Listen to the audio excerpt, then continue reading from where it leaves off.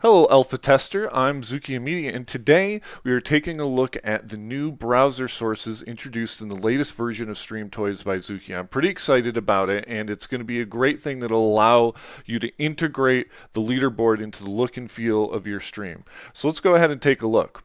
So as you see here, I've got version 1.90 alpha. Make sure that you have that version because that's the first version that has this sort of functionality in it. So you can do is you can go over here to Plinker and of course hit escape to go to the menu. And there's a couple new things here, most important of which is this host code.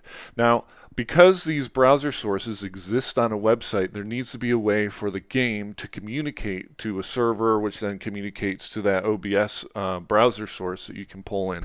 In order to do that, we use a host code. This host code kind of acts like a password. Now, in order to get it, it's actually pretty simple. You can go ahead and click on this button, and it should pull up a browser, and this will take you to the host dashboard of the Stream Toys web.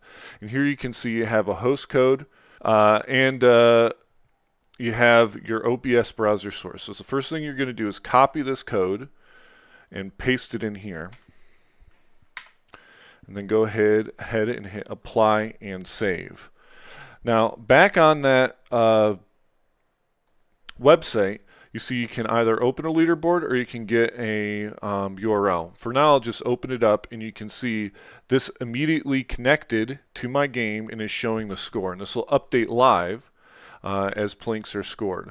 So you can actually take this URL or copy the one from here and put it right as an OBS browser source.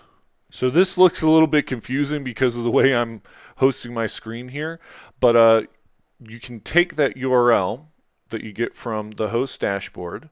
You come here to browser, you paste in the URL, you can set it to any width or height that you want. Now the only thing that I ask, and this is pretty important, is have it shut down the source when not visible.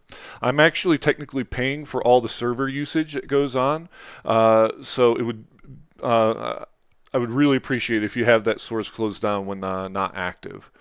Plus, it'll help with refreshing it in case there's updates. You hit OK, boom, you can see that it connects and the score is visible here. So you can move this around.